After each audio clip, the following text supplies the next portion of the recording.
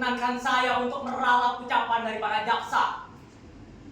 Saya tidak merasa melakukan pembelaan terhadap diri saya sendiri karena ini bukan pembenaran.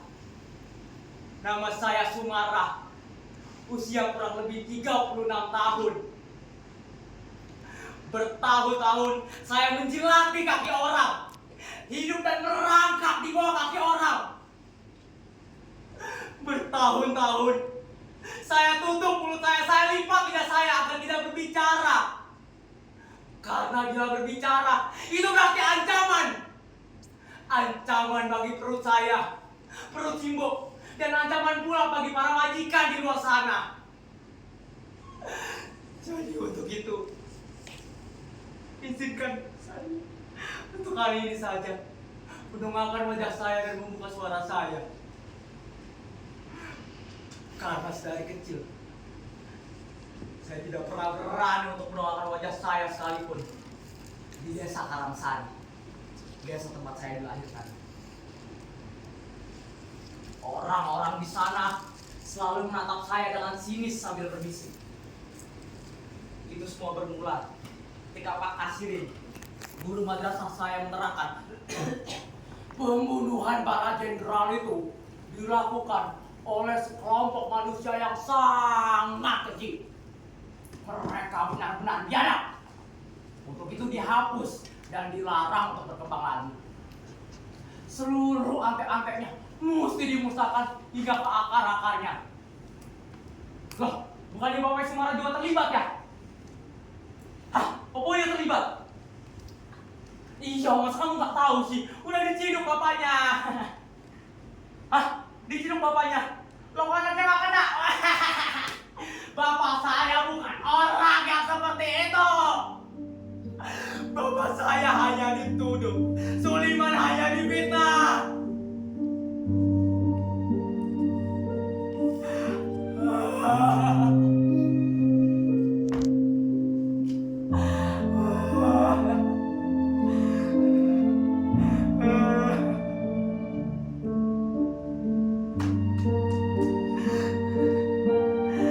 Bener kata Simbo.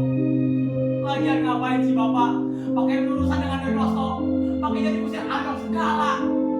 Kan jadi diciduk, Pak. Sekarang tatapan mata dan bisikan setan itu selalu menghantui dimanapun saya berada, Pak.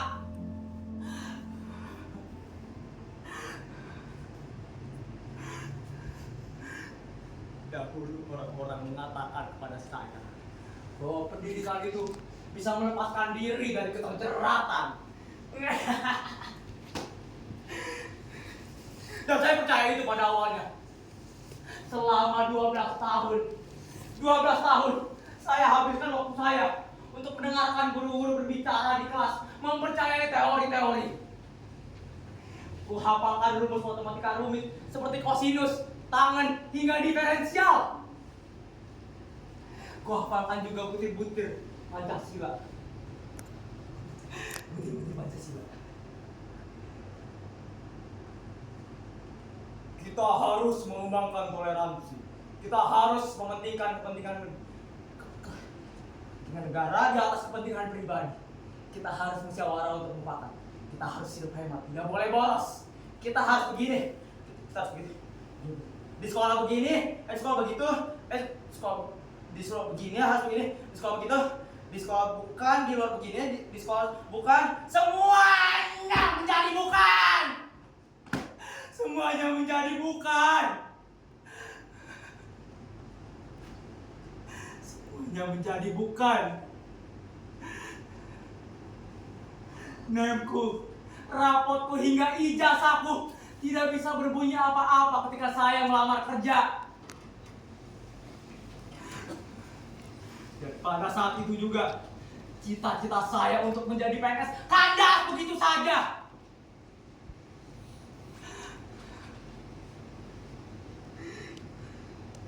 Namun hanya ada satu tempat yang ingin menerima saya apa adanya. Seorang juragan deras di kota kabupaten di tujuan.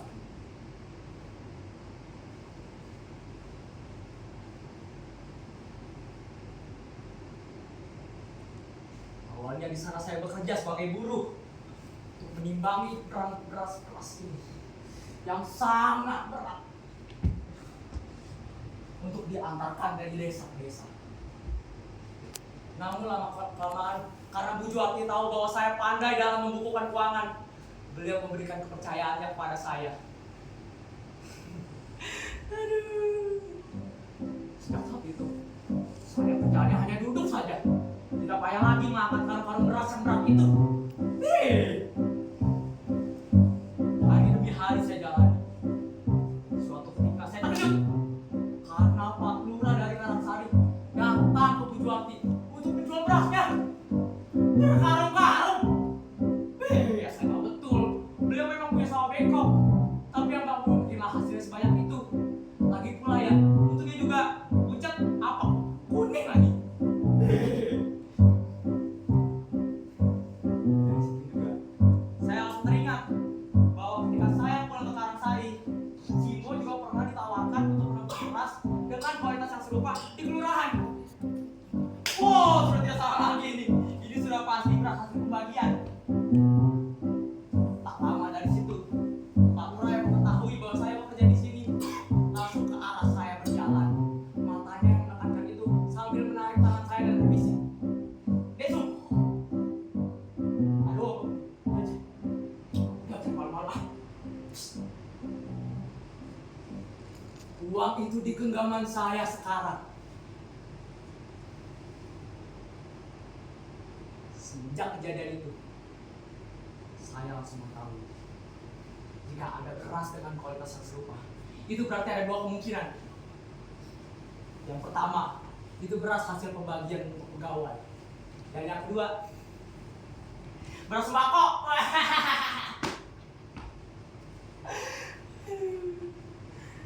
Iya, dan kejadian itu juga saya tidak tinggal diam. Saya mengetahui hal tersebut salah, lantas melaporkan ke pihak yang berwajib. Namun respon apa yang saya dapatkan?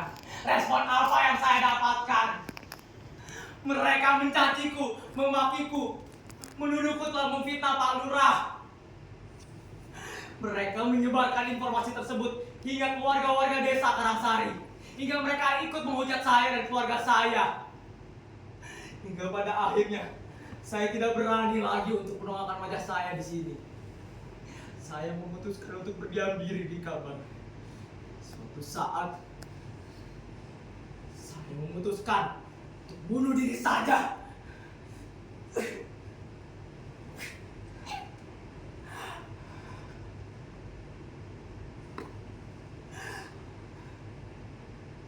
Sudah tidak ada. Siapa itu? Siapa itu? Siapa itu? Tidak, tidak, tidak, tidak. Mereka membawaku, menarikku ke loji kosong, mengikatku, menyiksaku, memukulku, menyetrumku hingga meludahiku. Aku disuruh mengaku apakah aku ikut terlibat dalam kejadian tersebut. Selama berhari-hari, berbulan-bulan, aku habiskan waktuku di loji yang kosong dan dingin ini, sendirian. Suatu ketika mereka lengah, saya melihat sebuah arit ditumpukan hasil panen. Lantas saya menghampiri arit tersebut,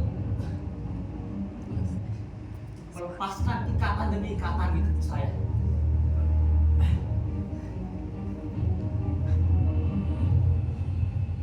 Saya melihat seorang penjaga yang sedang tertidur pulas yang pernah menyiksa saya selama di sini. Saya hampirinya, lalu saya hujamkan.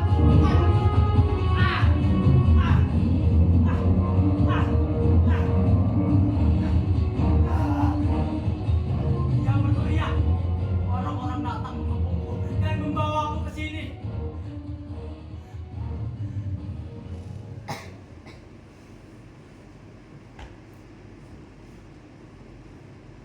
Dewan Hakim yang terhormat, saya mengaku bersalah.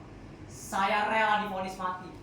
Saya tidak butuh penasihat hukum karena itu akan memperumit persoalan.